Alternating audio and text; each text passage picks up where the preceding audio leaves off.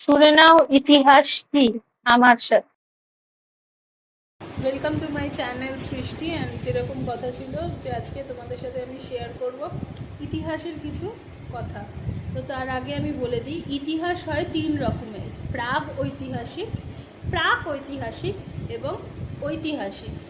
তো প্রাক ঐতিহাসিকে হচ্ছে শুধুমাত্র প্রত্নতাত্ত্বিক বিষয় থেকেই আমরা সমস্ত কিছু অনুমান করতে পারি, যার কোনো সাহিত্যিক কোনো নিদর্শন থাকে না, যেখানে সাহিত্য বলে কিছু থাকে না, কোনো লেখা ছিল না, শুধুমাত্র প্রত্নতাত্ত্বিক বিষয় থেকেই আমরা পুরোটা অনুমান করেই এতদিন ধরে পড়ে আসছি এবং তাই ইতিহাসের পাতায় আমরা দেখছি। এবং দ্বিতীয়টা হচ্ছে প্রাক ঐতিহাসিক। সেটা হচ্ছে সাহিত্যের নিদর্শন আছে বটে, কিন্তু তা আমাদের পড়ার মতন নয়, এবং তার সাথে প্রত্নতাত্ত্বিকও উপাদান রয়েছে যা ইতিহাসের পাতায় আমরা দেখেছি।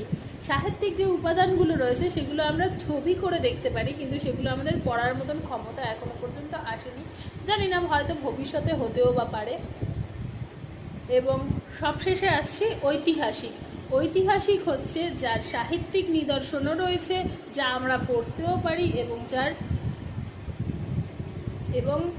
যার প্রত্নতাত্ত্বিক উপাদানও রয়েছে, এবং যেটা আমরা পড়ছি বা ইতিহাসের পাতায় রয়েছে তাই হলো ঐতিহাসিক ঘটনা।